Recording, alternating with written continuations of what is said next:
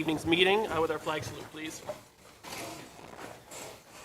Pledge allegiance to the flag of the United States of America, and to the republic for which it stands, one nation, under God, indivisible, with liberty and justice for all.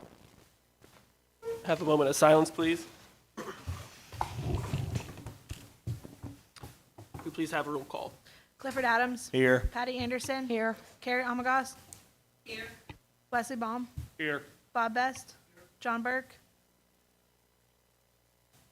Brady Fight. Here. Todd Gallagher. Here. And Diane Page. Here. Thank you. Thank you.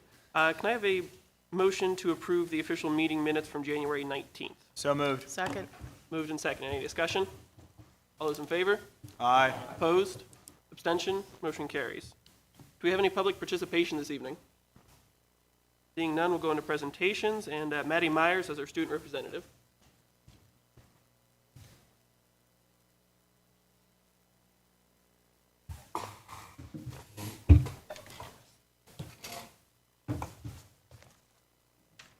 So February we kind of had a lot, and end of January we had a lot going on at school too. So for student council, we are currently planning the Sadies and Snowflake dance. We decided to pair up with prom committee, and those dances will be held this Friday and Saturday, the 20th and the 21st. We also are planning macho volleyball. So this is where like the boys will play volleyball and the girls will coach, kind of like powder puff. So it'll be 11th grade versus 12th grade on March 4th. In the art department, the students are still working on painting their paintings of local landscapes for the new auditorium. In sports, Maddie DeHart hit 1,000 points, and spring sports are about to start on March 2nd. So now it takes us to teacher and class spotlight. So Mr. Shaw took the academic challenge team to the Quiz Bowl on the 2nd of February. They took third place with 460 points. Jonathan Russell scored the third highest overall score with 185 points.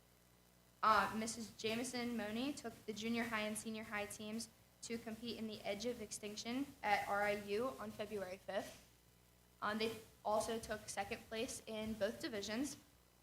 Madeline Fleming placed second place highest scorer in junior high, and Jason Buchanan also scored second place highest scorer with the senior high division. Mr. Green took 4 students to the PMEA District 3 band, and 6 students to the Mercyhurst University Tri-State Honor Band this past weekend. And then finally, we have National Honor Society. We'll be holding another blood drive in the LGI at the high school on March 6th. So, do you guys have any questions? All right, thank you for your time. Have a great evening. Thank you.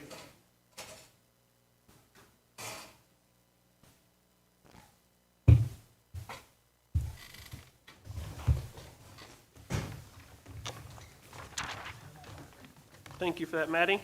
Maria Clark in the first program.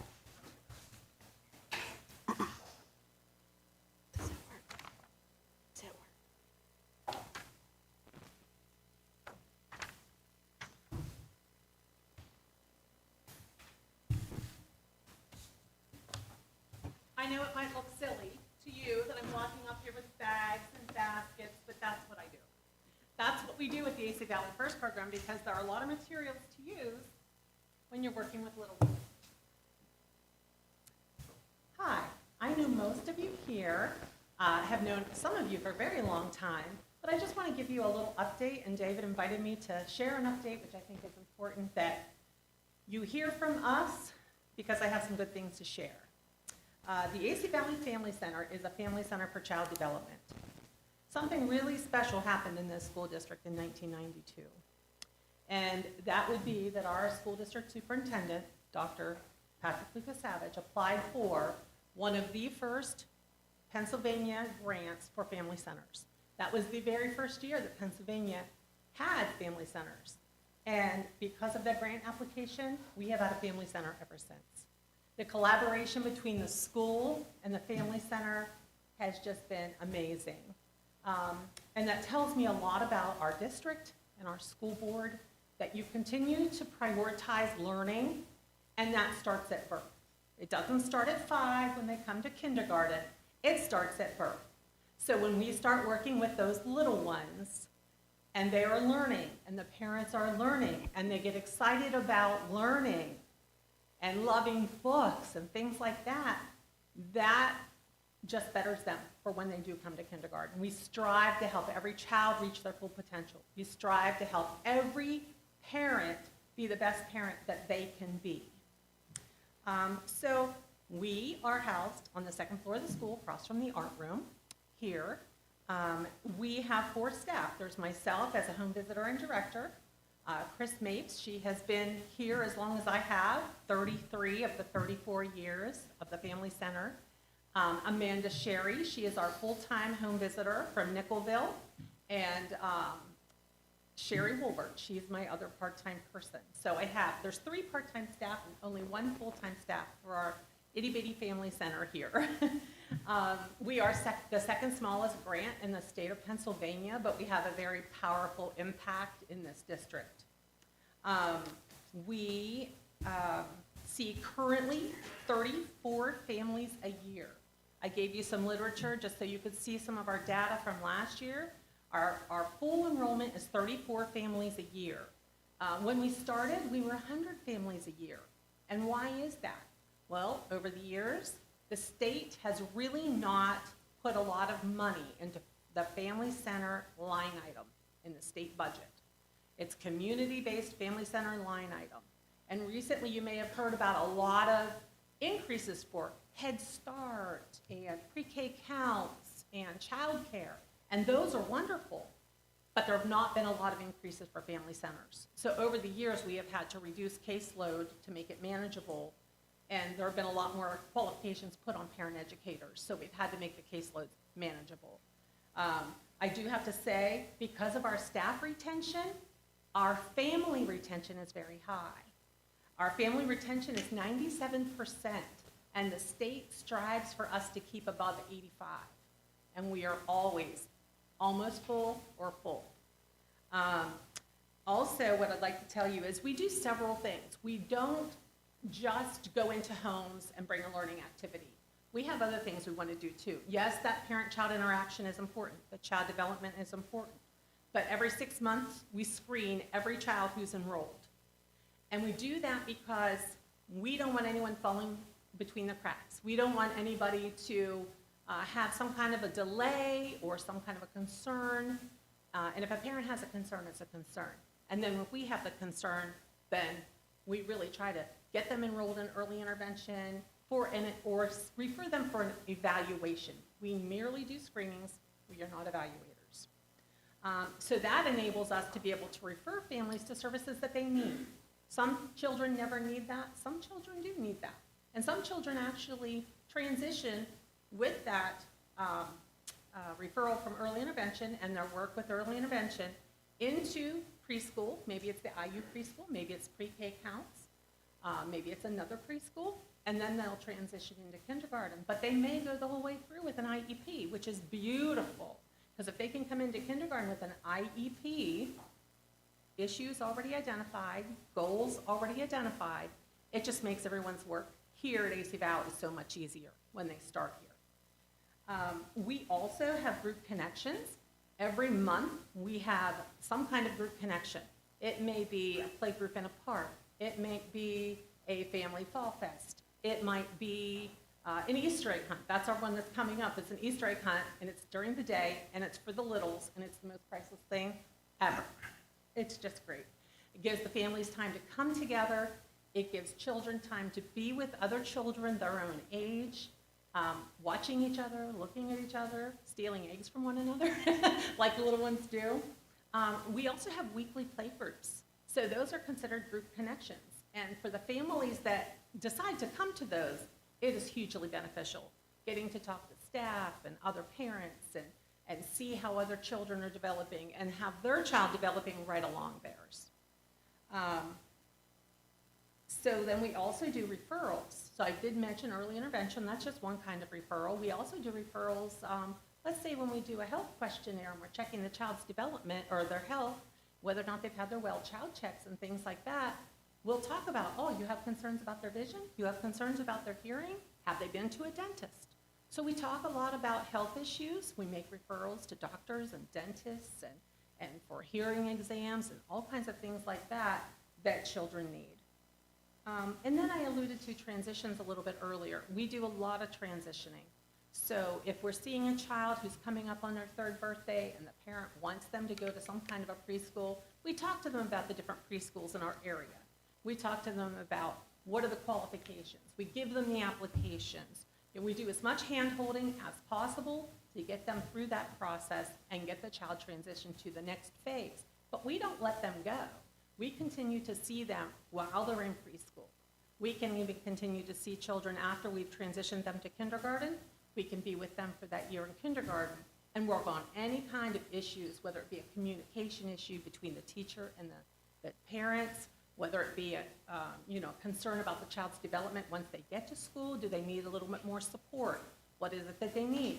I can't even tell you how many times over the years I've talked to parents about, oh, going to speech is a good thing. You want them to be able to say those sounds correctly. So yes, that's a good thing. Let's enroll them in that if the school is suggesting it. Or title.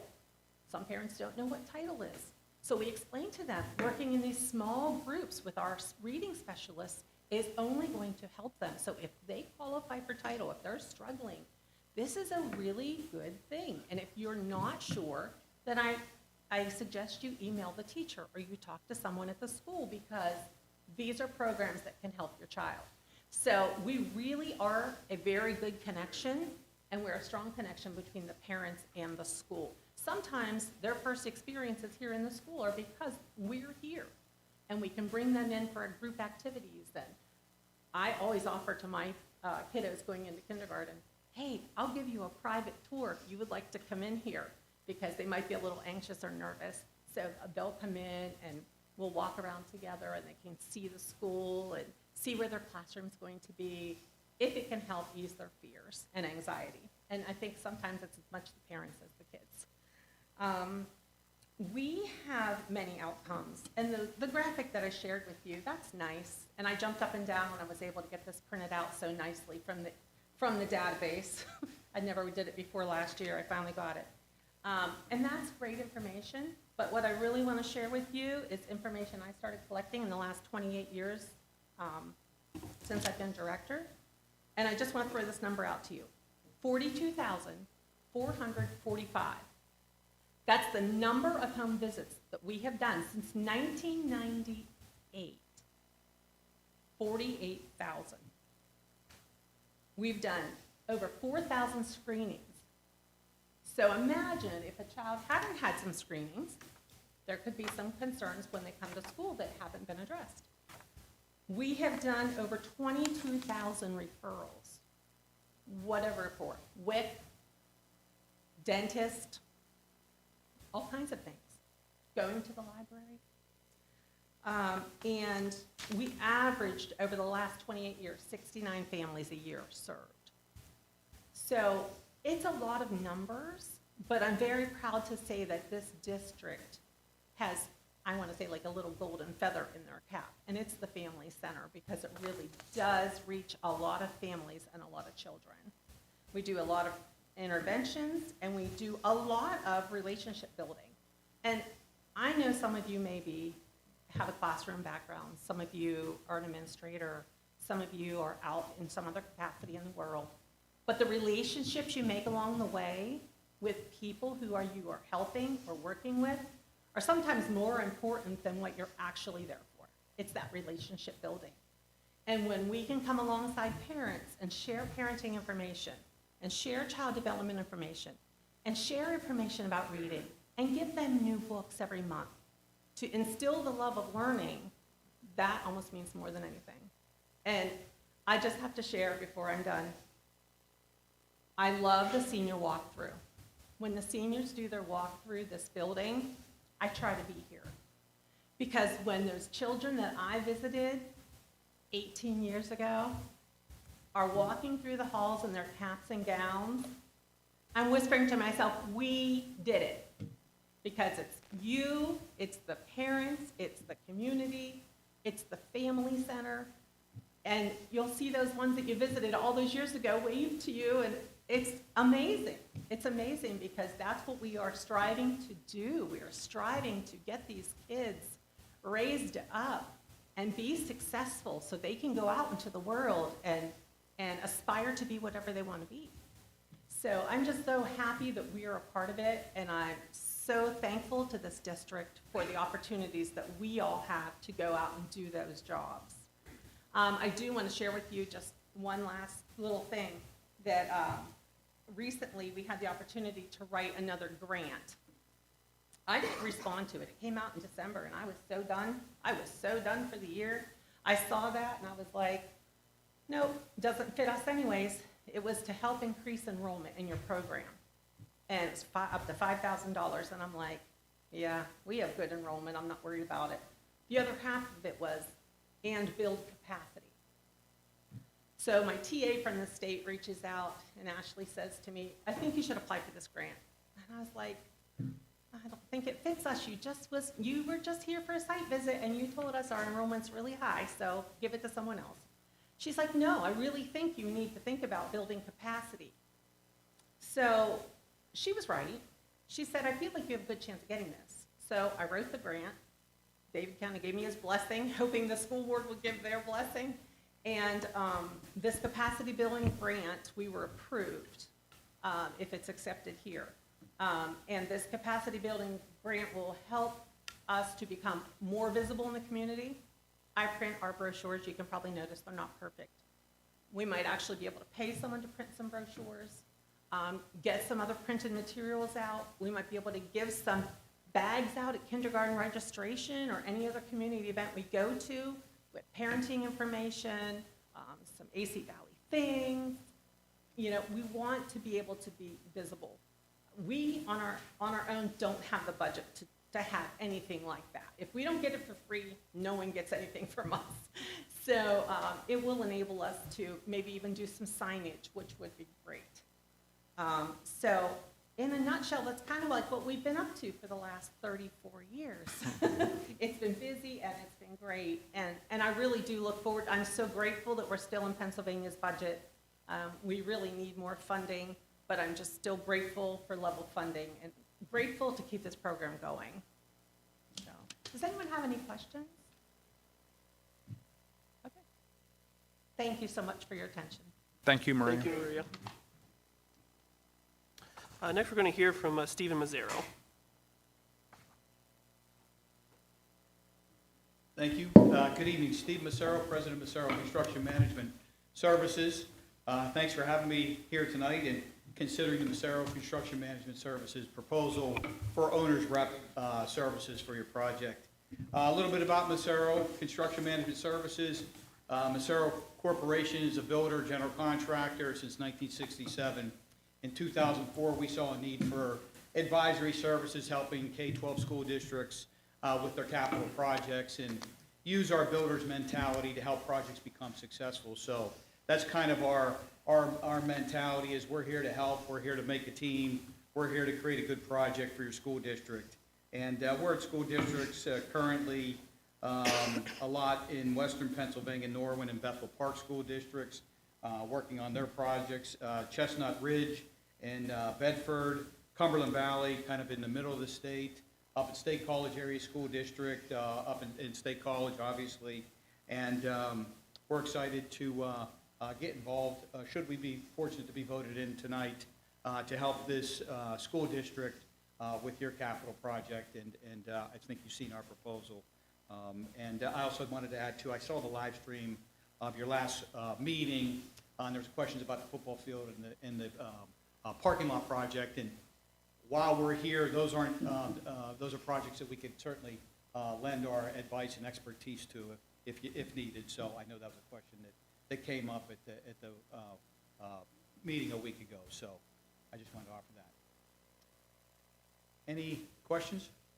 Steve, can you tell us a little bit about the project manager that'll be on site here? What Yeah. kind of experiences they Yeah. bring and such?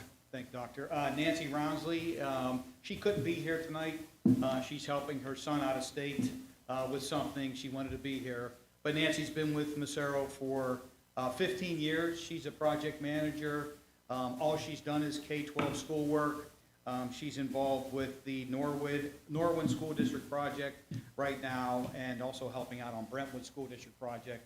Invite you to check with the district there on Nancy's expertise. She's a very knowledgeable player. She's very big into project management software. We use something called Procore. I don't know if that's applicable for your project or not, but it's a good way to keep all of the information for the project collected in one construction project management software. But Nancy's been doing this for a long time, and I think it'd be very, very helpful to your school district. And Steve, how often would Nancy be here on campus interacting with the project? 2 days per week. I think the first month, the way we looked at the first month, we'd be here a little bit more just to kind of get our arms around. We usually aren't hired at this point. We're often hired in the design phase, the pre-construction phase. But the first month is a little bit of a higher fee, so Nancy would spend a little bit more time on site. And then going forward, each month thereafter, it's 2 days per week. Thanks. And we don't count hours. If it needs to be more than that, we will put more time in that. We're here to help your school district successfully complete this project. And we think we can, I know the contractor, we think we can pretty much get up to speed pretty quickly. So I'm not too worried about that. Any other questions for Stephen? Thank you, appreciate it. Thank you for your time, appreciate it. Do we have any board concerns this evening? Turn green. I was shared some correspondence, and I want to thank Maria, she's gone, for kind of setting the stage for what I would like to say. Number one, I think what we as a board are looking for is to drive learning and growth in our kids. And I am a firm believer, I've got a couple of you that are 4-H alumni around the table here, that relationship building is a big, important part of what we need to do. And the correspondence that was shared with me really made me very sad. It was sent out to the teachers, and it was talking about scheduling and not providing input to the children. And I recognize that there are two sides to every story. I really do. But I think that those mentors are those teachers. They're even the janitors. They're the maintenance, the cafeteria workers. Everybody in this school is somebody that's a mentor to these kids. But our teachers see them every day. That's that wellness check that we're expecting. So when they're scheduling, I want them to be involved with talking to the kids about scheduling. And the letter that was sent out basically said to not try to convince them to double up, not convince them to take a course path that they like. I think that the more input that these kids can have, then that becomes the discussion with scheduling. But putting an email out that says to not do it, I think misses the point. I want kids on all ends of that bell curve to learn and be able to grow. And I think when those teachers aren't involved in, what classes can you take, what classes should you take, if they're trying to take the easy way out and trying to get them encouraged to hit their growth potential, if they're just trying to see what the best way to get it. I had a son that ran out of classes here and wanted to stay for the social aspects, the relationship aspects of the classes or of the school, and was able to take some classes that wouldn't normally have been offered through another venue. But we had to push on that. We shouldn't have to push as a parent to have our kids be able to take the things that help them to grow. And I know it may be easy to say, put the pegs in the blocks and where they go, but we have to remember there's only a small number of students here, and we have to remember that because there is that small number of students here, that's a joy. That's something we have the ability to figure out and really work and allow these kids to grow, because they are going to be that future, whether they stay here or whether they fly and leave the state, as at least one of mine has done. But, I have great hope that even even if they leave, they still find their roots. And they need to feel like that's what helped get them their start. So that's my board concern. Thank you. Any other comments or any other board concerns? Thanks for that, Patty. I also had a parent reach out to me along the same line, the concern with the letter that was sent out. Thank you for your words on that. If I could, I would respond to that, and I respectfully disagree. And the reason I do that is because for create a high school schedule, it has to boil down to one, or in this case, people, myself, and the guidance counselor. And especially when it comes to working with the element, with band and choir as well,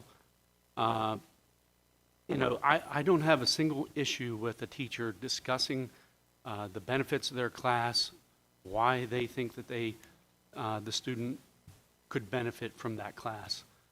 But telling a student or convincing a student after we go through and meet with students and get them to change the schedule, we cannot spend 6 months working on a high school schedule. And that's what happens. We get kids to meet with us. Actually, that's part of my board report, that we're meeting with classes this week. We get that initial documentation out there so that students can, speak with their parents and discuss what classes they want to take. That then goes to my office, and I mean, that's year even ends, we end up two, because we do what's called student move up, where students run that schedule. And then come the school year, we have round 3, and in a small school like this, we don't have a computer generated schedule. Big schools have that luxury where they can just plug students in, it matches up, it's just like a college, puts them right where they need to go, no mind whatsoever to class size, things like that. But in a small school like this, one change can affect everything, and it's a domino effect. And because of the sharing of the music program with the elementary, there is just no way we can offer the classes to individuals if the thing shifts like that.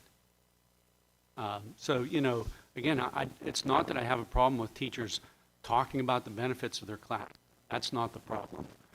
But the problem is trying to double up and do this, a number of these things, when that's a decision that has to be made with my office and with the guidance.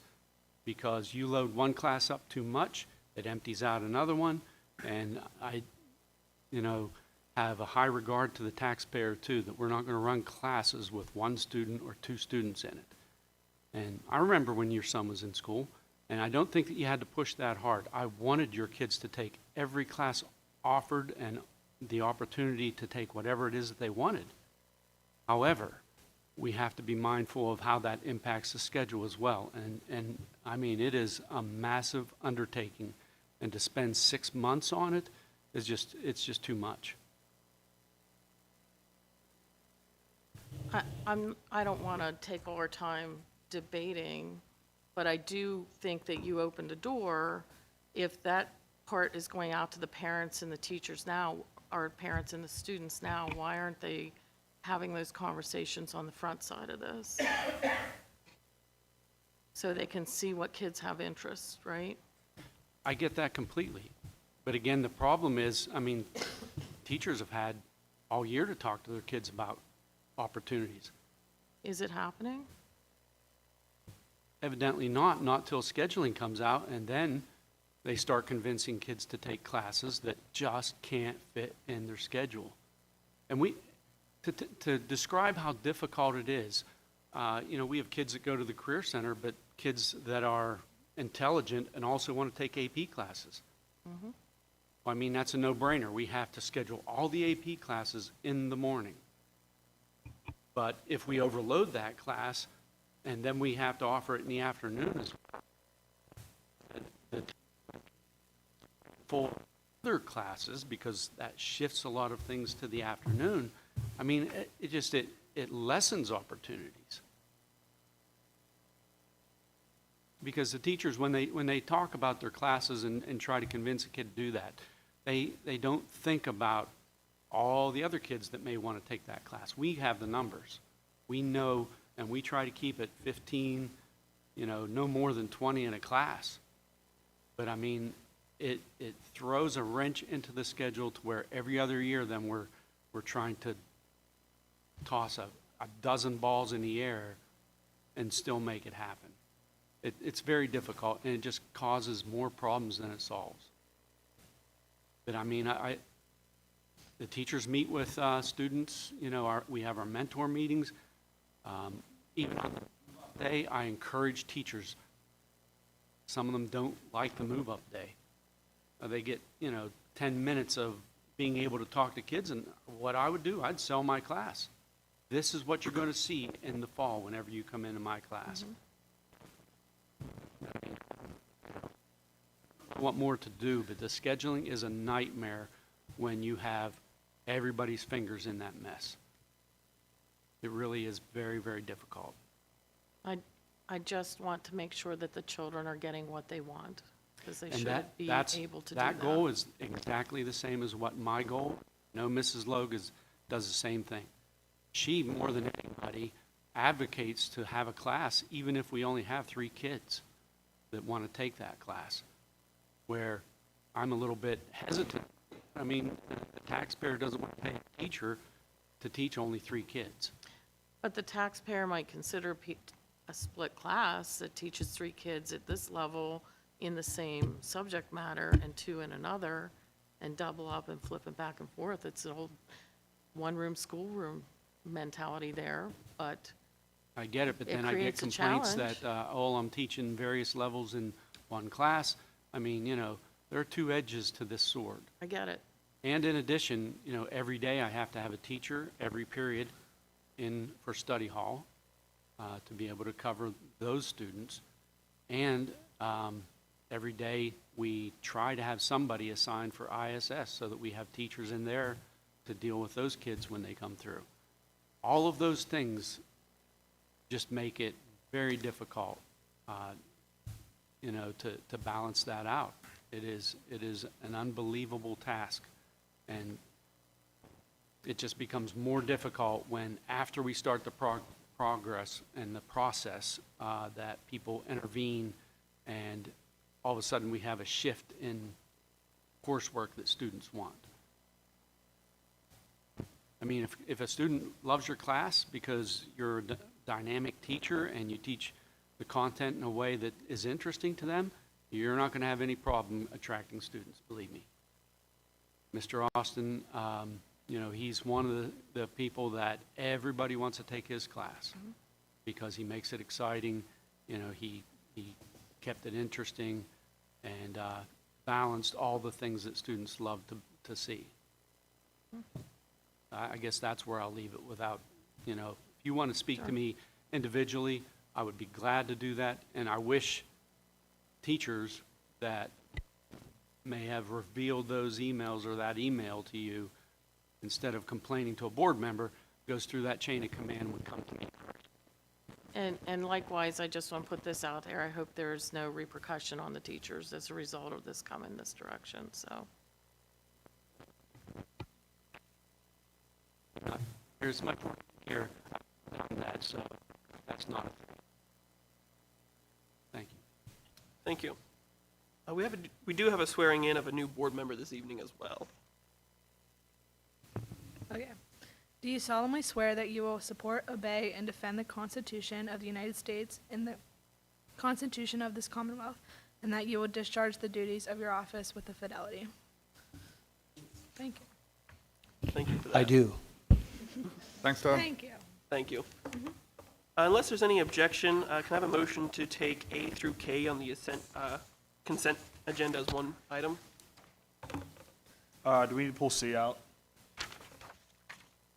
Yes, okay, thank you for that.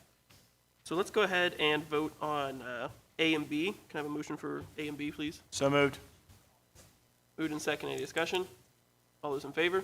Aye. Opposed? Abstentions? Motion carries. Letter C, consideration to approve removing Todd Gallagher from the sublist. So moved. Moved and seconded. Any discussion? All those in favor? Aye. Opposed? Abstentions? Todd, you'll abstain from that, yep. I can't say No. Thank you. Can I have a motion to take letters D through K as one item, please?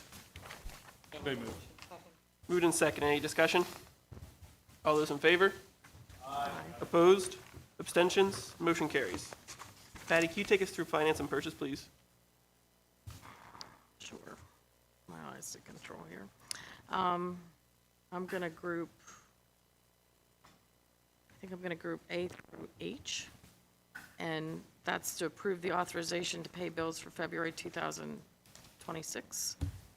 General fund financial report, payroll check register for, including athletics for January 2026. Cafeteria finance report for 2026, activities report for January 2026, first program report for 2026, elementary activity account for 2026, elementary yearbook activity account for 2026, and going to exclude the cafeteria report. So moved. Any discussion? All those in favor? Aye. Opposed? Abstention? Motion carries. Sorry, Stacy, can we have the cafeteria report, please?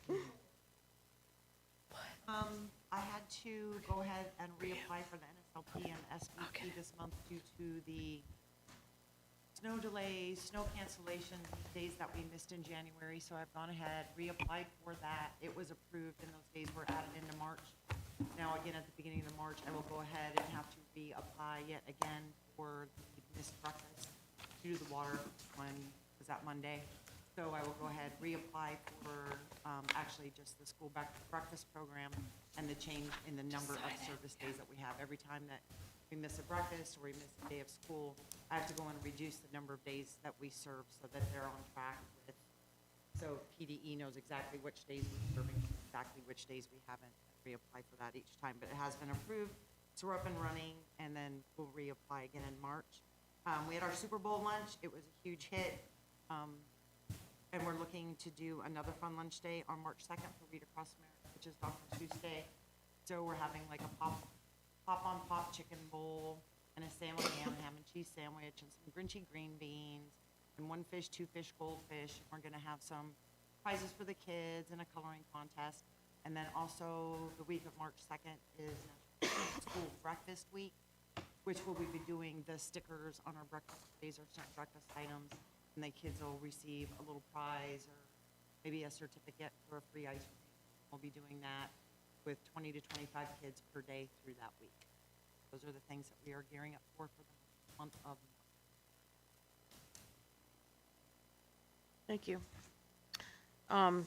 Item I, consideration to approve the change order from Fred L. Burns in the amount of $1,847 paid by the bond. So moved. Any discussion? All those in favor? Aye. Opposed? Abstention? Aye. Motion carries.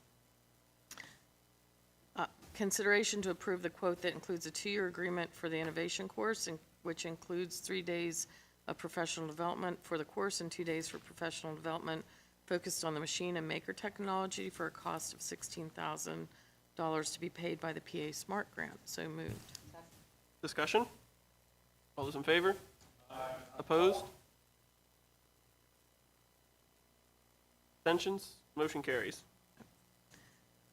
Item K, consideration to approve the invoice from Invention Land LLC in the amount of $63,855.05 for the courseware paid for by the PA Smart Grant. So moved. Any discussion? All those in favor? Aye. Opposed? Abstention? Motion carries. Consideration to approve the invoice from Doble Laboratories in the amount of $92,954 for the podcast room paid by the PA Smart Grant. So moved. Any discussion? I apologize for not being here. I'm sure we maybe discussed. Where is the podcast room?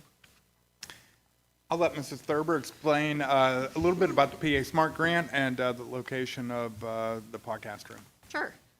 Well, with the help of Patty, about a year ago, I was put on to the PA Smart Grant. It's a big innovation grant to help build career development, STEM development within the school.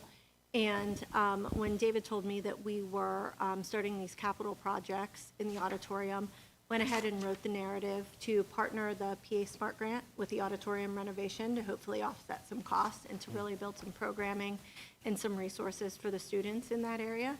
So when we did a walkthrough of the auditorium, we realized our space was kind of limited there. So outside of the lobby area, and we can take you up there sometime if you're visiting, there is a podcast room right beside our sound and light booth that was built outside and outside of the auditorium in that lobby area. And it also includes an innovation pit and a mobile like maker space there. So it's really cool. It's developing quite nicely. And I don't know if Todd was here when we shared some of those renderings, Dr. McDivitt, so maybe we can share those renderings with him. Yep. So you can kind of see the space and what's going to come to fruition there. So we were awarded in the state of Pennsylvania one of the few technology grants with the PA Smart, and we ended up getting $400,000 to start this project, so. Is this kind of tied in with Kay, with the Invention Land? That's related Yes. to STEM? Yes, exactly. So Okay. Invention Land was written into our narrative, and it is an organization out of Pittsburgh that is, they kind of have, for lack of better word, a monopoly on building these STEM spaces in Pennsylvania. And they were super helpful in getting the grant written and being a partner in that too, so. Yeah, and I know it would be nice, being new, I don't know if Bob has yet been able to get a tour, even being a substitute, I still don't get to see all of the different things that are the schools, kind of offering, so that would be, sometime I could come Sounds up good, and meet Todd. you I'll and take you get a up on that tour. offer. Yeah, so, Yeah. thank you. Very cool, absolutely. Any other discussion? All those in favor? Aye. Opposed? Abstentions? Motion carries. Item N, consideration to approve the various donations to the basketball and golf programs in memory of Jim Marin in the amount of $2,625. So moved. Any discussion? We'd like to thank the public for their donations in memory of Jim Marin. Absolutely. All those in favor? Aye. Opposed? Abstention? Motion carries. Consideration to approve the RFP from Massaro CM Services LLC for a project manager in the amount not to exceed $15,087 for month one and $13,955 until the completion paid by the bond. So moved. So what's the timeline left in this project up there that we'd be utilizing for at the auditorium and the roof? We have a back order on some of the lighting fixtures coming in, and that may push it back into April. And again, we can't put the floor in or the seats in and the carpet until the lights are put on. But if we don't have any other hiccups in the project, it could be the middle of March, the beginning of April that we're looking at, Okay, all right, so we're looking at about 3 months, roughly. potentially, Okay. maybe okay. at the longest. All right. I do know that this project manager was not in the budget when we initially approved and built the budget for the grant and for the bonds that we took out. So this would be an additional line item in there that we will have to take from that bond or from our fund balance. So that does mean that some projects might not get as much funding as we'd once hoped for. Just a heads up for everybody that we did not budget for it. If approved, when would the manager be on site? Later this week. Perfect. Thank you. Is there a meeting this week, an OAC meeting? No, not this week, but if we do approve it, we can schedule a meeting. Any other questions or discussions about this motion? All those in favor? Aye. Opposed? Abstentions? Motion carries.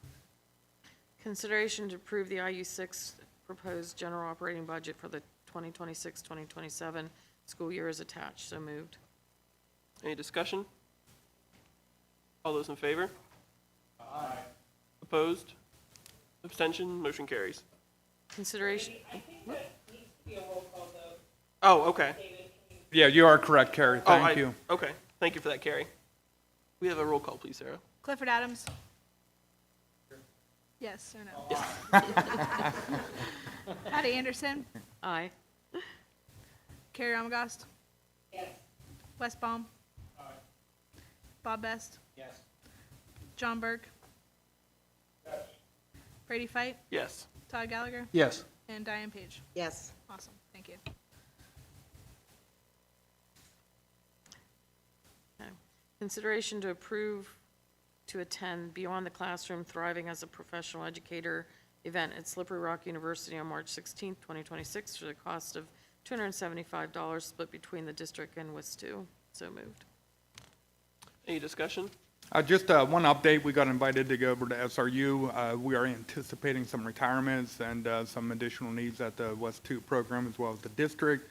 So I was hoping that we'd be able to get over there, set up the table, and they said that we'd meet with no less than 200 educators preparing for graduation. Fantastic. I think that'd be great to attend. Yep. Any other questions or discussion? All those in favor? Aye. Opposed? Abstentions? Motion carries. Consideration to approve the donation from the Allenton Presbyterian Church in the amount of $94 for the school lunch program. So moved. I'd like to thank the church for their donation to our lunch program. I know that'll definitely help out some families in the district. He sent him a card. Yes, a thank you letter was sent today. Okay, thank you. Thanks, Sarah. All those in favor? Aye. Opposed? Abstention? Motion carries. Consideration to approve the program capacity building enrollment for home visiting family support programs grant in the amount of $5,000. So moved. Discussion? All those in favor? Aye. Opposed? Abstention? Motion carries. Consideration to approve to renew the BUCS comprehensive policy with PSBA. So moved. Any discussion? Remind us, please, what that grant's for, where that policy's for. Can you speak on that behalf, Courtney? It's a program that we used since I've been here. It's more just a policy that between SBA and the district for our unemployment.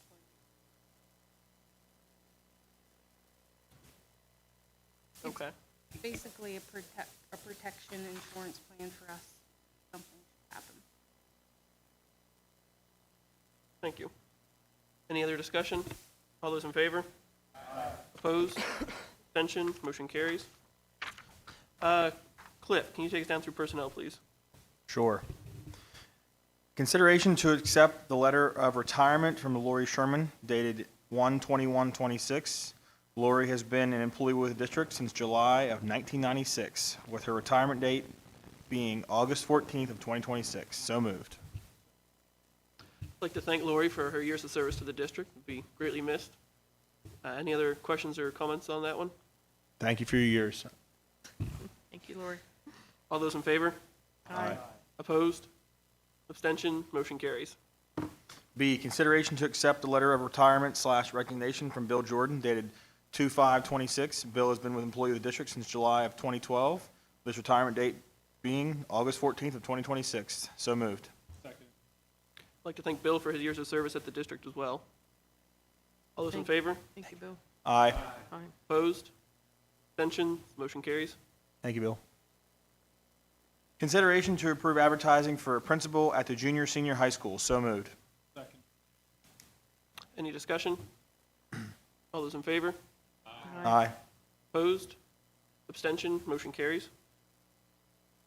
Consideration to accept a letter of retirement from Tracy Hetrick dated 1/22/26. Tracy has been an employee at the district since July of 2000, with her retirement being dated July 15th of 2026. So moved. I'd like to thank Tracy Hetrick for her years of service at the district as well. Any other discussion? All those in favor? Aye. Opposed? Abstention? Motion carries. Consideration to accept a letter of retirement from Scott Austin dated 2/12/26. Scott has been an employee with the district since May of 1993, with his retirement date being July 6, 2026. So moved. I'd like to thank Scott Austin for his years of service at the district. Definitely be missed for sure. Any other discussion? All those in favor? Aye. Opposed? Abstention? Motion carries. Consideration to approve hiring Amber Sambers as a head cook at an hourly rate of $21.32 an hour. So moved. Any discussion? All those in favor? Opposed? Abstentions? Motion carries. Consideration to approve advertising for a part-time cafeteria worker. So moved. Any discussion? Where do we advertise? Where would that be at? So typically we advertise, I think in the Progress News, on our website and on our Facebook page. Is there any other? Indeed. Indeed as well. Yeah. Any other questions or comments on that one? All those in favor? Aye. Opposed? Abstentions? Motion carries. Consideration to accept the letter of resignation from Kevin Wetzel, assistant softball coach, effective 2/12/26. So moved. Any discussion? All those in favor? Aye. Opposed? Abstention? Motion carries. Consideration to approve advertising for assistant softball coach. So moved. Any discussion? All those in favor? Aye. Opposed? Abstention? Motion carries.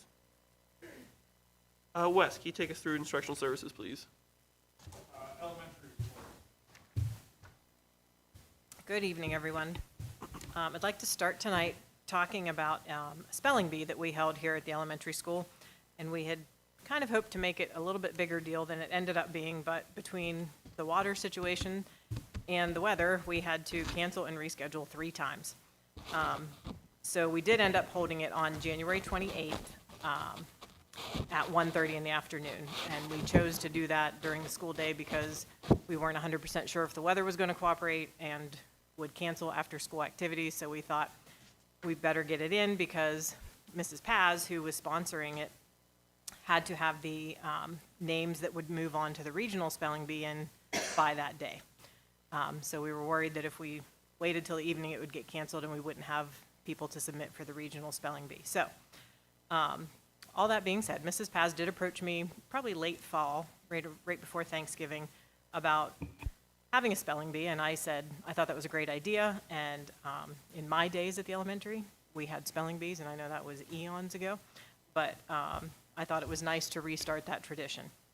So we have talked about next year, even though I'm not going to be here, some ways to avoid those weather issues and maybe start things a little bit earlier, try to hold our spelling bee a little bit sooner so we're not rushing up against those deadlines. But we did have a successful spelling bee here at 1:30 on that day, the 28th, and our winner was Cameron Smith in 5th grade, with the runner-up being Logan Fink in 5th grade. So both of those students went on to the regional spelling bee in Oil City. And at that bee, Logan did pretty well. He finished 9th. So it was, sort of some growing pains in our first one, getting it started, but Mrs. Paz would like to kind of continue that tradition next year. So hopefully we can continue that as we move on with Mrs. Thurber. Kind of along the lines of weather, we had some issues in Emlenton that I had parents calling and messaging me saying that there was some unsafe conditions walking to the bus stops, and it was mostly sidewalks that were not getting shoveled or plowed or whatever, and the snow was so deep that the kids couldn't walk on the sidewalks, and they were choosing to walk like on the roads, on Kerr Avenue, Main Street, because it was plowed, and they didn't have, little kids have trouble walking in that deep of snow.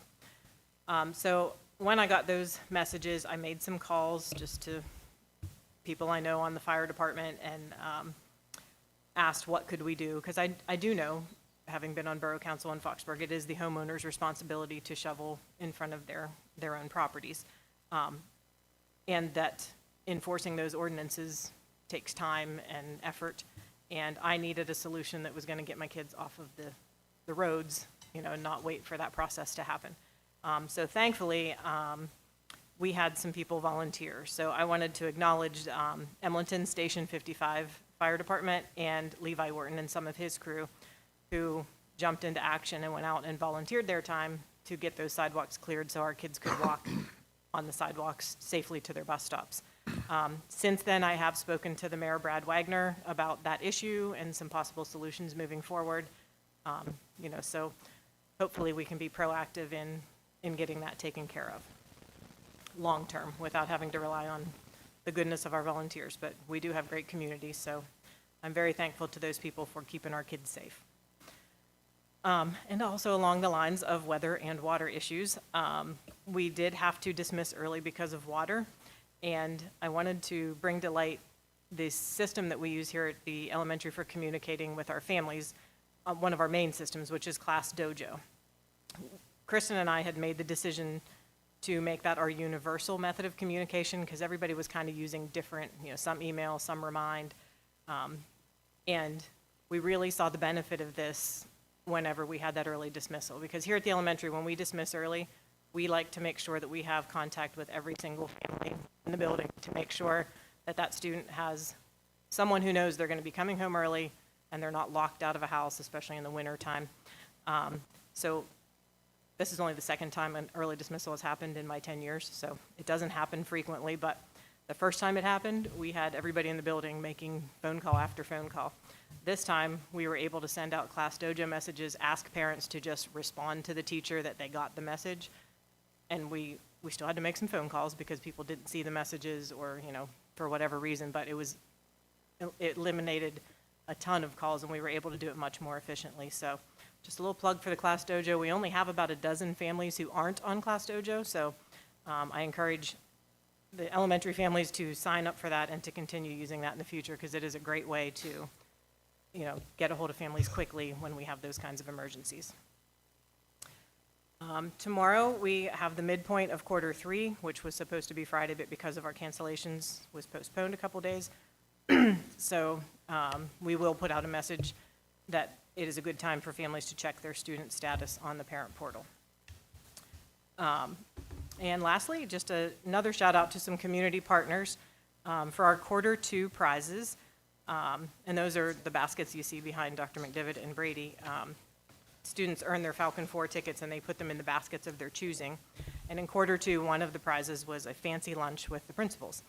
And the Allegheny Grill hosted us and did do a nice fancy lunch for us. The kids got to order off of a predetermined menu, and they all kind of dressed up a little bit, and it was a very fun day for them. So, and they got to see the ice on the river, so that was an even bigger bonus. So thank you very much to the Allegheny Grill for coordinating with us on hosting that.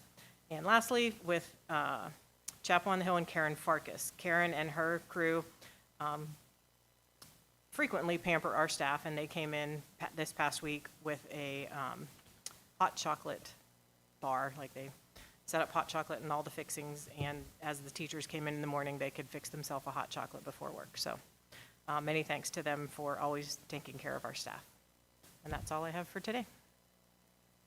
Corey, I'm just going to jump on that. Our PTO also has been pampering our staff. Thank you. Yep. To, as of late, so I just want to shout out that as well. Yeah, I'm sorry about that. I meant to add them as well. But they have done a lot of nice things for the staff. So we appreciate our staff very much, and sometimes Kristen and I can't do all the pampering, so it's great to have that help. The support, Yes. for sure. Thanks. Lori, what was the winning word on the spelling bee? Oh, CJ. I don't remember. Okay. And I had to jump in as word reader and judge because when we ended up having that, Kristen was out of town for something. Mrs. Miller was supposed to come in and she had a doctor's appointment that day. I mean, Rachel and I were kind of doing all the things, so I don't remember. But I bet the kids do. Probably words I couldn't spell is most of it. Possibly, yeah. Secondary report? I don't have a large number of items to discuss beyond the scheduling that we already talked about a little bit. But I will be meeting with grades 6 through 11 this week with Mrs. Logue and beginning that schedule process. We have rescheduled the ASVAB over and over and over again. We finally nailed down a date of February 27th, so hopefully we can secure that testing for that date. Just so the board knows, we have to offer a variety of pathways for graduation, and being proficient on the ASVAB test, getting a 31 or higher, is one of those pathways, and a number of our students end up using that each year. Also, the final round of data collection is happening in grades 7 and 8, and with the keystone contents of ELA, bio, and algebra. Just to let the board know, we test those areas 3 times a year. Beginning of the year, right around Christmas time, and then again starting in early March. The reason for that is just to monitor the progress and the learning growth of our students that are in the tested areas. This final test will give us a good idea of the proficiency rate of our classes once they do take the PSSAs and those Keystone exams. Those tests are scheduled for April and the Keystone exams in May. And it's important for the teachers. They take that information, they kind of crunch all those numbers and look at where the students still need to be remediated or instructed a little further. And that helps us in being able to get those proficiency rates up where they need to be and to continue to grow students. Just so you know, we use the Common Lit for ELA. We use the Firefly and the iReady for the algebra and the bio. And finally, congratulations again to Maddie Dehart. I know it was mentioned before with my student representative, but that's a huge accomplishment. She's one of the few females on the board that have got over 1,000 points in her basketball career. That's it for my report. Bill, what all grades take testing? It's been so long since I've been in school I know there's a couple in elementary, a couple in high school. Sure. The elementary, it's 3 through 6. In the high school, it's grades 7 and 8. And for the Keystone content, we offer the biology, which is one of the tested areas, both in 9th and 10th grade. ELA is 10th grade, and Algebra 1 could be anywhere depending on where the student's at in their path. Could be 8th grade, 9th grade, 10th grade, even 11th grade. And just another note in kind of to anchor to that scheduling discussion, it impacts some students depending on where they performed on that test, because in the summertime when I get those results, I look at every single student, and then at least in the high school, that dictates a lot of times whether or not they can take a certain class. I've been pretty adamant about not offering a high-level class to a student when their performance on the test and the performance on our assessments for data collection also state that the student is not able to take that high-impact classroom. I think it's really important for the teacher, because the teacher, can educate in a better way, and it prevents that student from struggling and getting frustrated and not liking school.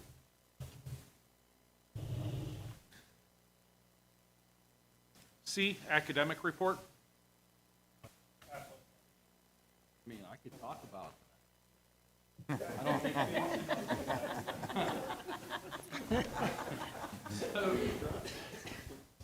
can speak now. For the athletic report, I just wanted to bring up a few points. Last Sunday, February 8th, our KSAC All Conference held their meeting for All Conference. Joe Rapp was named second team for basketball, as well as Maddie Dehart named as well. I'll mention it again, but it was on my report. So Maddie looks for her 1,000th point this year, so we'll be adding her to the record board as soon as I get her total and get that. Another item, our bocce team has earned a spot in playoffs. First playoff competition will be at Greenville High School this Thursday, February 19th, 3:45. So they'll be loading up in the vans and heading out around 2 o'clock. Spring sports begin on March 2nd. We will be starting junior high volleyball this Thursday, 19th, in order to get their mandatory practice. We've moved up the scheduling, so it starts a week. So we've got to move up the practice date, practices in. So with that said, we're currently processing all our physical packets, and Scott Kendall and I will be meeting the practice, get our practice practice schedules all lined up and get our transportation taken care of. And this is a little bit of old news, I suppose. My final point here is our competitive spirit made it through to the finals for the first time this year at the state championship and finished 4th in the state in the co-ed large group, which is a major accomplishment.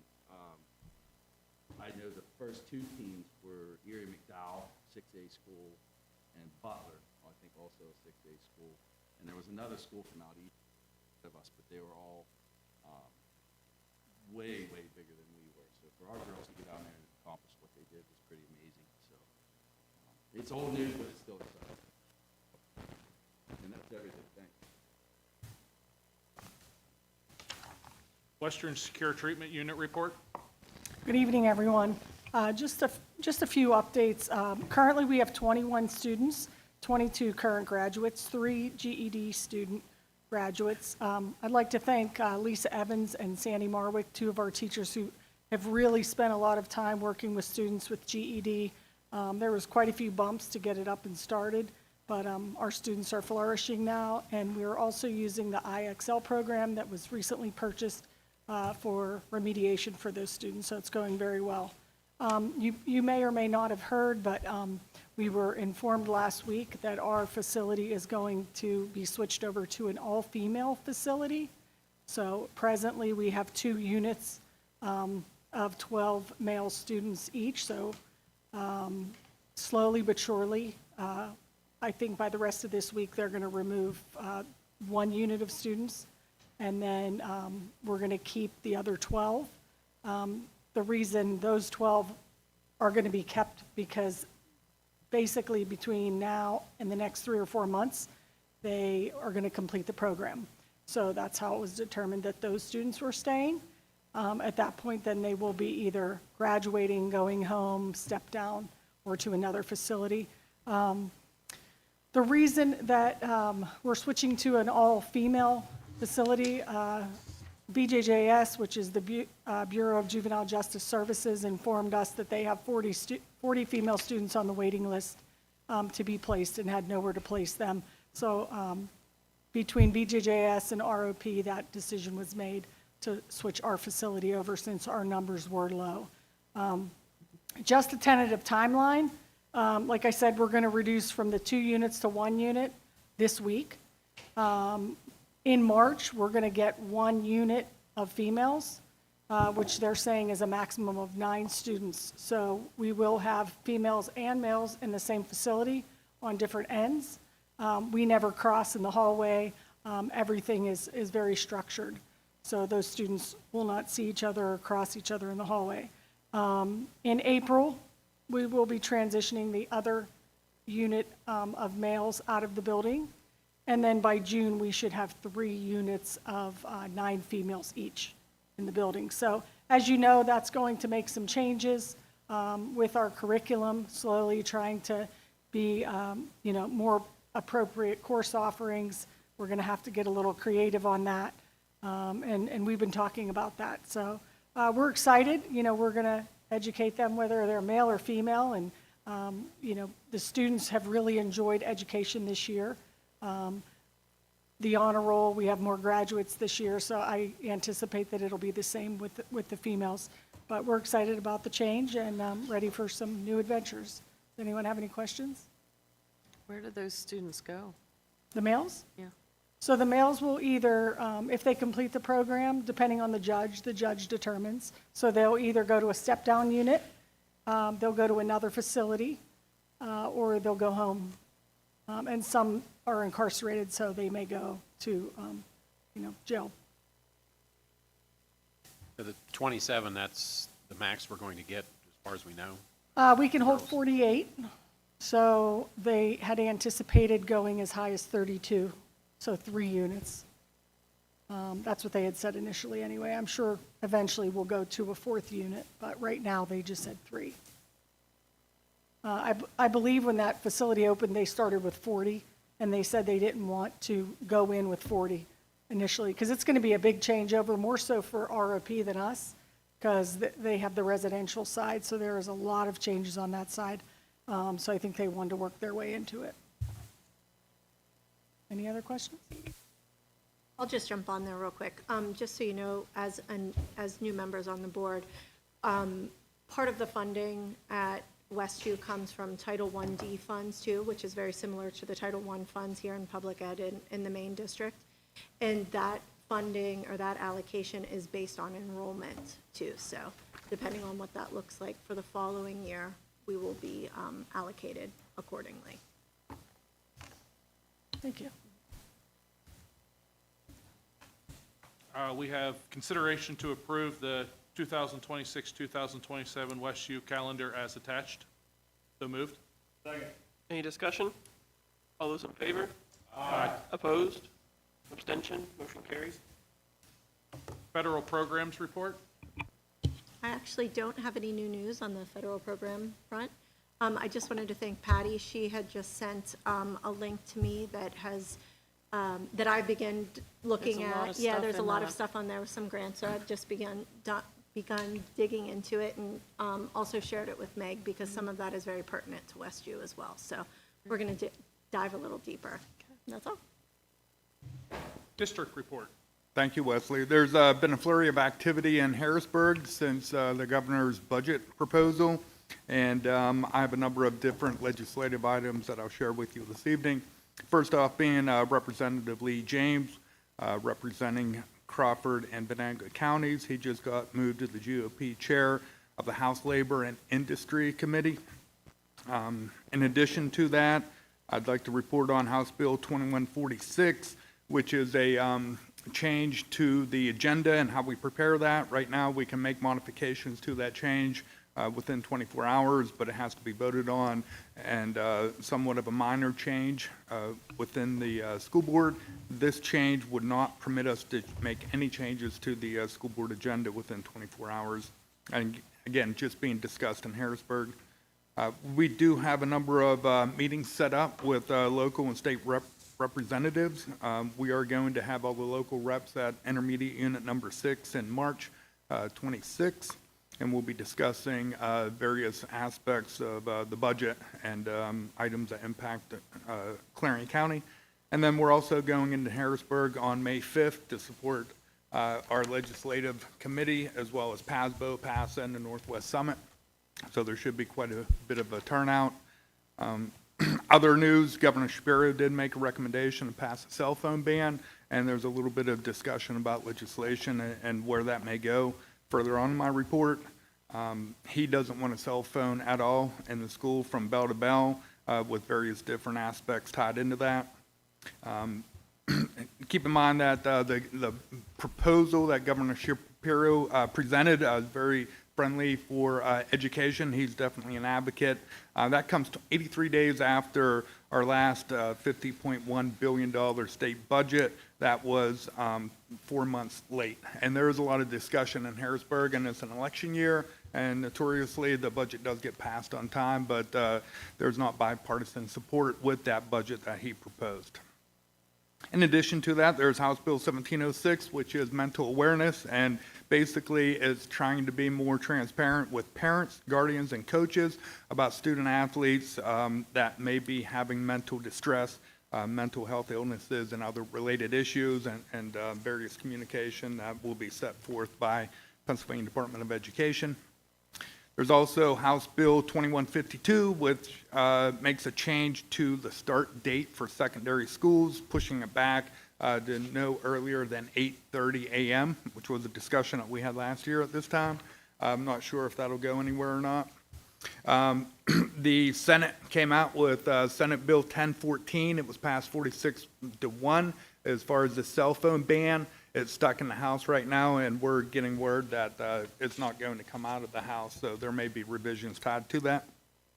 Governor Shapiro also signed a bill about mandating cursive handwriting, which we've been doing down here at the elementary for a good number of years right now. And then finally, House Bill 2217 is a bill on recess and lunch periods. We don't take recess from kids here at the district, but it does mandate at least 30 minutes per day per grade level, K through 5. And it also is mandating 30 minutes for lunch And keep in mind that there's no legislation on the timing of lunch right now, and this could impact us up at the high school. Our Career Center kids get just under 20 minutes for lunch, and then we send them up to make sure they get 2 hours and 20 minutes at the Career Center. So we'll see where that comes, but that may impact scheduling at the high school as well. And I know we had a lot of talk about scheduling, and it's tough to get 4 periods in the day for those kids to get their core content classes, feed them, and get them up to the Career Center. And Wesley, that concludes my report. Thank you.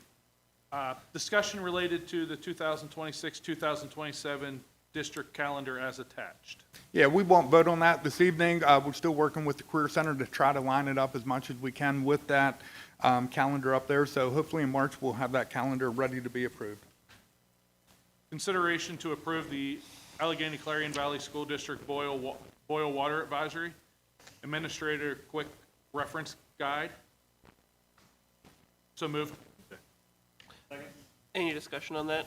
Just briefly, we put that together, working with the maintenance director, food service director, nurses, and athletics, just for a guide to follow if we lose water in the future. Is good documentation, but also provides all the staff members, as we have a lot retiring, with a guide to follow when we lose water. And keep in mind that Foxburg does have a grant. We're optimistic that we'll be able to get a updated water system at some time, but we've been waiting for a good number of years, so this guide will help to ensure our compliance. Can I ask just an odd question Sure. on that? So I was at a meeting today, and a parent of an opposing team, I know what team it was, but they apparently came here and used the restrooms, and they were odd colors, and they asked if that was related to the water. How do you know, what do you do? Okay, so they knew not to, okay. Okay. I was just curious because she was shocked. Oh, yeah. And parents don't always pay. Next. Okay. Thanks. And what happens, Patty, is we keep an eye on the water temperature up in the garage, or the water pressure, and when it falls too low, it stirs up some of that sediment in the base of I live it. and then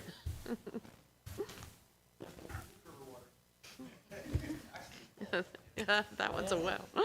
That was Emlenton. Did we have a second on that motion? Yes. Yes, okay. All right, any other discussion? All those in favor? Aye. Opposed? Abstention? Motion carries. School police report. Jeez.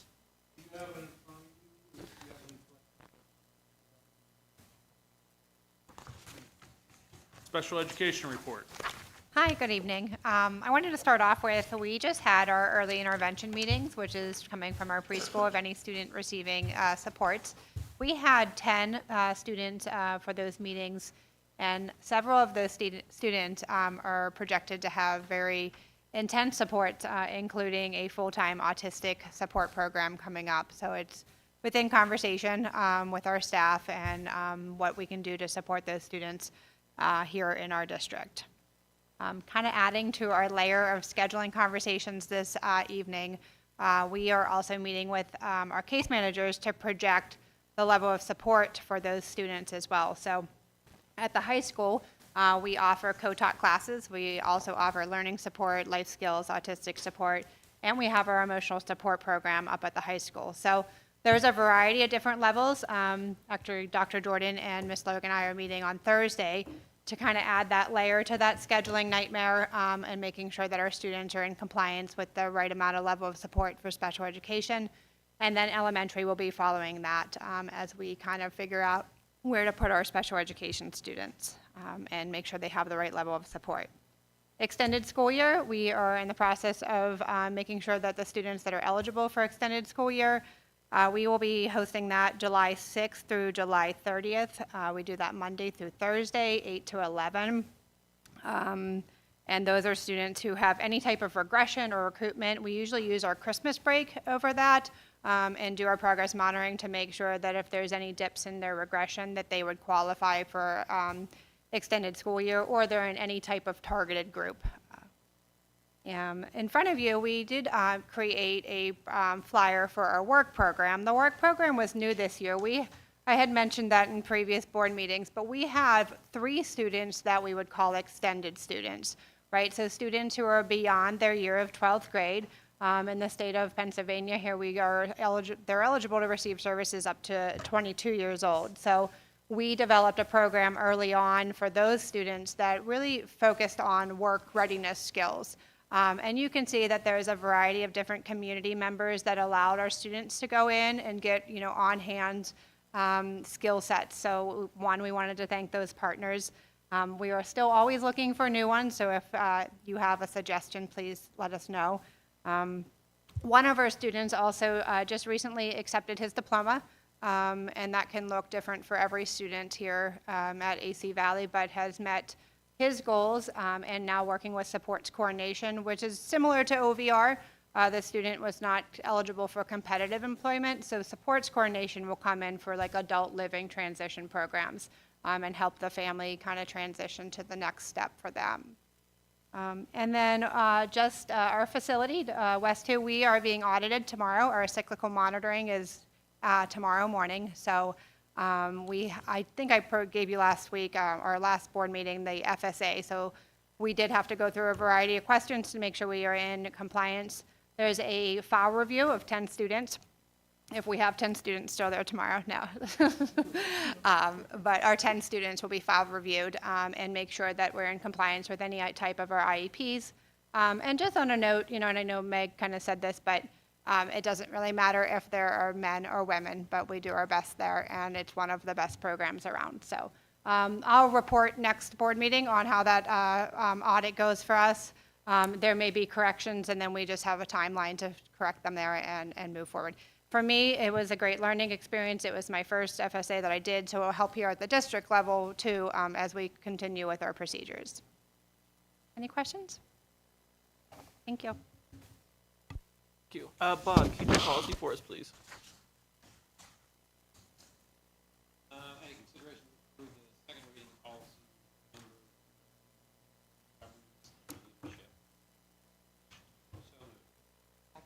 Any discussion on that? All those in favor? Aye. Opposed? Abstention? Motion carries. And B, consideration to approve the update of policy board number 610, purchase subject to bid quotations to reflect the 2026 threshold of $24,500 for bids, $13,200 for quotations.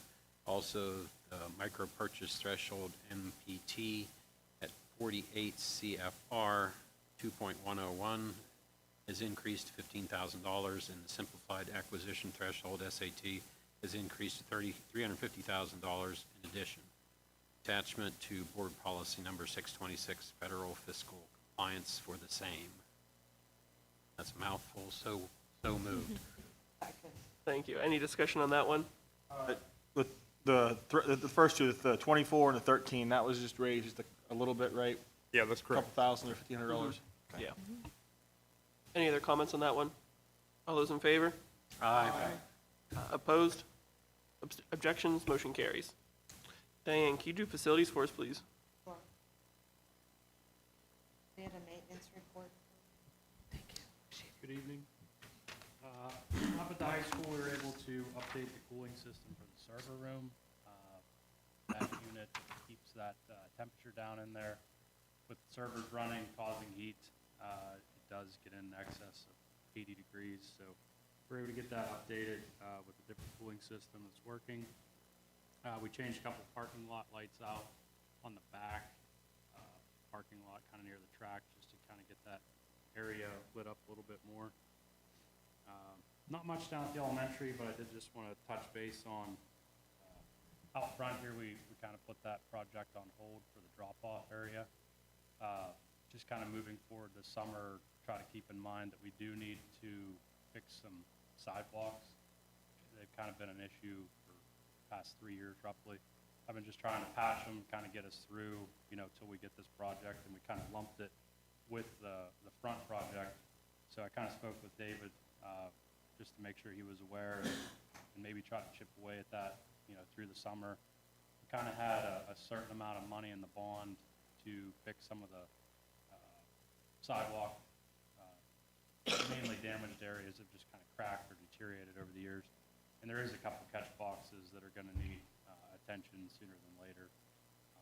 We still might be able to get through this year and do it with the blacktopping next year, but just something to kind of keep in mind. District-wide, we did have a boil water advisory. We changed filters at the fountains, bottle fillers, kitchen area. The new truck has been delivered. Got the plow installed. Everything is good to go with that. We have on the agenda, advertising for the old F-350. Renovations, football field, we've kind of met committee-wise, just made a couple decisions there.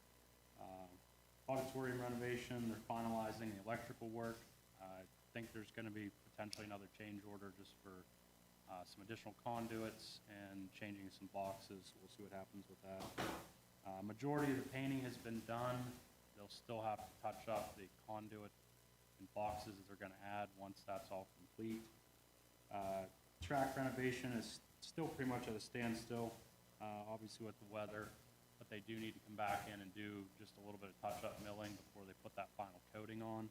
So just still waiting to hear with that contractor whenever they want to do that. And Brody Earhart, he's our new maintenance technician. He did come aboard. Him and Colin are relatively both new. They're hitting the ground running and doing a great job. So that's all I have. Thank you. Consideration to approve purchasing a storage container for the storing of the track equipment. Second. So this was brought to our attention. We thought we had a solution because we were going to need storage for the auditorium seating, as that project was sort of put on hold for various reasons. And so we were going to buy a storage container for that and then also use it for the track equipment as well. During the planning, it was sort of an oversight that we were going to need additional storage for the track equipment. So that's sort of where we're at now. Burns Construction has stepped up and is willing to pay the storage fee for the seating for the auditorium. So it's not a dire need right now, but it's definitely going to have to be addressed this spring. So David and I just wanted to bring it to everybody's attention here, see what we were thinking. I know James went out and got some quotes on some storage containers, ones that had openings along the side that I think would probably be best for the athletes and coaches to use. But we just wanted to bring that to everybody's attention here. Is there any questions for James on that one or David? And I'll just touch on that a little bit more. I mean, keep in mind, we do have the storage building additionally to our shop up at the high school. It is always to the gills with excess classroom, like desks. We store excess salt in there. We currently store our golf carts, zero turn. Keep in mind, we did add the mobile irrigation unit and then that ride-on spreader. That's something we've kind of added in the fall of last year. I have a couple pallets with the lighting from the auditorium in there. It's on municipal. 2 pallets of speakers that we took out of the auditorium. We're hoping to add down here potentially this summer.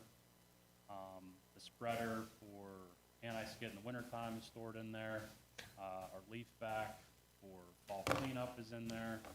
We still have field dry from softball and baseball. We have a finish mower.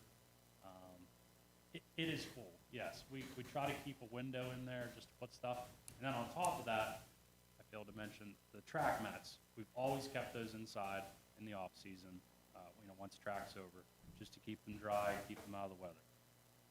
Moving forward, I'd like to continue that, but we are just out of space. So that's what I kind of brought up to Dr. McDivitt and Brady.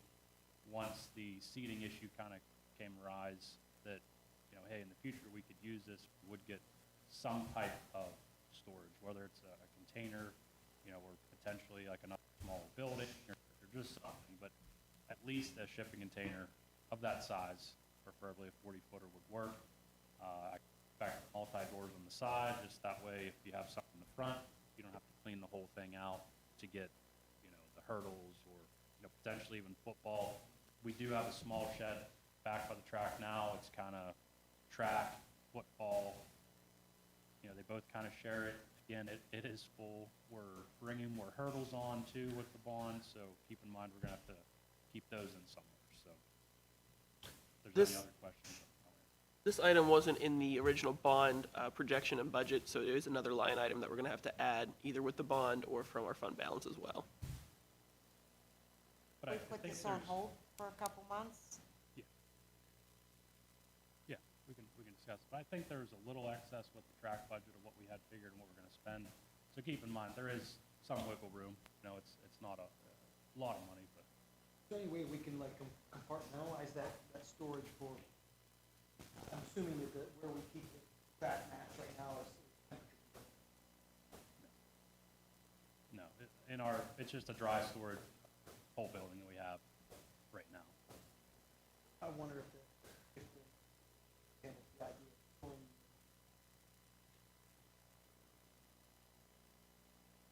If it was pushed. We could probably, you know, do some vents or something on the side, you know, potentially. I just like the there's 4 sets of doors on the side, we can section it off, and, you know, football could have, you know, some additional, or half and half, or, So should we rephrase this? Or just table it. So I think Table the, it? yeah, if you want to table it, yeah, we'll have to rephrase the motion there to table it. Consideration to approve authorizing James Best to sell 2009 Ford F-350. Moved and seconded. Any discussion on that? is there like, I kind of talked about municipal in the past. I'd like to advertise on there, that way everyone can be aware of, you know, it's live. I can let, you know, whoever does the Facebook page or the community know. Do you want to have, we can do a reserve price. I don't know what it's worth. It's low miles, but like I said, it's been a plow truck all its life. It's been on AC Valley campus. It's been in Ford, Reverse a lot. It's done well, passes inspection, it runs, but it's a plow truck. So, you know, we can put a reserve price, or if you just want to let it go and get what you get, I just want to bring that up. Are you selling the plow with it, James? Yes. And then any spreader attachments or anything? No. Okay, Just truck and plow. okay. What price range do you think it's worth? I would say the plow's worth $1,500 to $2,000 the way it is. It is a functionally plow. It's got a good cutting edge. You know, everything works. The truck, I'm going to say $5,000 to $8,000 at least. You know, you can maybe get more, but for the age, the miles are low. I wouldn't expect too high because you might deter people from bidding, but at the same time, I understand you don't want to give it away. But it is served the district. If we put a reserve on it and the reserve's not met, then what are we gonna do with it? Can we relist it if the reserve? Yes. Or you can just do sealed bids like we've done in the past, but I don't think you get the traffic you should. I'm okay with putting reserve on in the high, I mean, the whole thing's going together, correct? Yes. I don't really know the truck, so I really can't say what I think it should be put at. Maybe the $7,000 to $8,000 range with the plow and everything together. Can always relist it for a lower, you know, next time. So I've seen the truck, but that's all I can't really speak on behalf. No. So if we want to put a reserve on this, then we'll have to amend the motion there to include that reserve number on there. I don't care, I'm just talking. I mean, if you wanna let it go the way it is too, I wanna bring up that we can do a reserve price on it, but just keep in mind that, you know, when you're bidding on it, you obviously don't, you know, no reserve, people might jump on it, they might. Well, that was my question. If we're gonna bid it out with a reserve, I guess we'll note that there is a reserve on it. Yeah, whenever it's put online, it'll say reserve met, obviously, once it's to that point, and I'll try to advertise it maybe even for, you know, like a month. You know, generally, it's like a couple weeks, you throw something on there.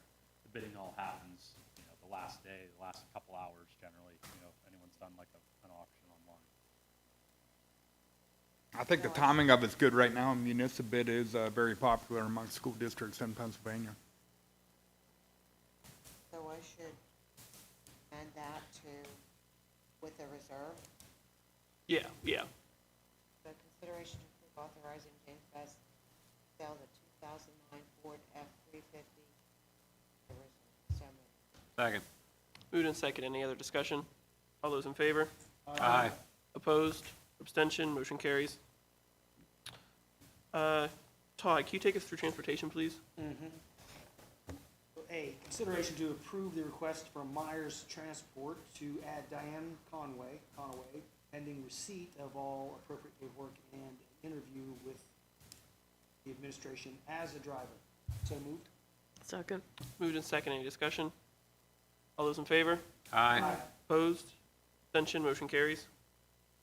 Letter B, consideration to approve paying Cook Busing and Bobber Busing, total of $1,105 each for the extra runs due to bus 11 not being in service. So moved. Second. Moved and seconded.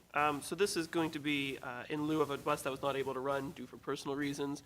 So that bus that did not run will not get paid. These two other Cook Busing and Bobber Busing that stepped up will be getting their pay instead. It's a wash. It's no extra It's pay, a yeah. wash. Did we get the students to the building on time, or was there a delay, or? Courtney spearheaded that, and with the support of Mrs. Sherman. And the first morning, I believe there was a handful of students that, was a little bit delayed, but I think it worked out quite well. Courtney, anything you want to add? We did have a little bit of hiccups with students in the Parker area, just so many buses, and they weren't sure which bus to get on.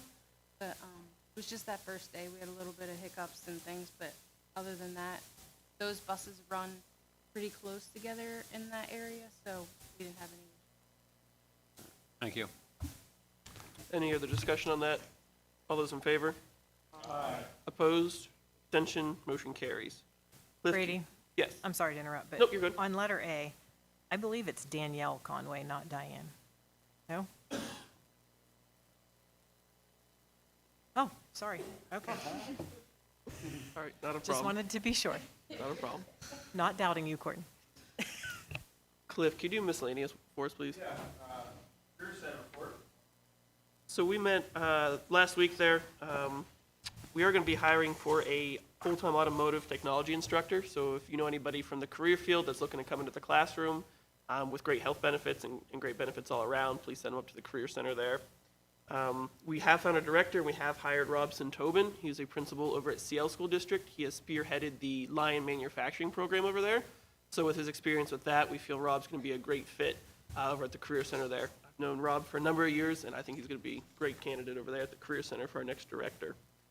We have a couple field trips on the kids there, and we do have a masonry student and a computer science student going to states for the Skills USA competition, which I think is fantastic.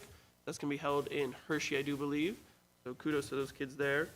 Is there anything else, Bob, that I missed from the meeting there? No, that was pretty well it. Nice to get a director, got that taken care of, and Rob hired, and I think he'll be a good fit. I agree with that. Yep, fantastic. That's it. IE report, the meetings, that the board minutes are from the January meeting are attached. Carrie? So it was a relatively short meeting for January. The bulk of our time was spent discussing the general operating budget. We are also continuing our search for the executive director in anticipation of Dr. Spellman's retirement later this year. Other than those two things, we just have some policy updates and personnel changes, and that's about it. Thank you, Carrie. Correspondence? Nothing. Technology Committee update? We haven't met, but we do need to have a meeting, Brady. That's something that we need to discuss and find a day, just as we plan for the future and take a look at some policy as well. Sure, okay. Athletic Committee? Meeting 24th? 24th, yep. Yeah, next week. Finance Committee? We had a brief meeting, not brief, it was kind of long. I guess is the way I'd put that. It wasn't exactly brief, but just to get an idea on what finances look like potentially coming into the future, but nothing firm yet. Trying to build the budget. Football Field Committee update? We met a week or so ago with going over, trying to finalize what direction we're going to go with everything as far as getting ready things to go out for requests for pricing. Waiting to that to be finalized, so things can go out. We are looking to do, obviously add on to the field, sod, and replace the four or five sets of lighting. How many posts are there currently, James? 6 total, and we're gonna be going to 4 with all updated lighting. Hopefully, things can come in within budget, but we're gonna see once we can get things out for pricing, so. So we are gonna do sod the field and not seed. Yeah, so, yeah, it's kind of one of two things. The cost really isn't that different, within $30,000, which is obviously a lot of money. But it's gonna be able to hopefully have it, everyone play on it this coming up fall. So as long as things, go and weather works our way, then things should work out that direction. Was that part of the original plan, to sod it? Or- Yes. The lights were not, so that's kind of the issue we're coming into, but the lights need change. There's no doubt about it. They're not in good shape. They're kind of grandfathered in, and the posts themselves are decrepit, so here we are. Auditorium committee update. Nothing more to report than what James had reported earlier. All right, thank you, Cliff. Any old business that needs discussed? Any new business? Can I have a motion for adjournment, please? Motion adjourned. All those in favor? Aye. Opposed? Thank you. I would like to note we are going to go into an executive session for safety and security issues with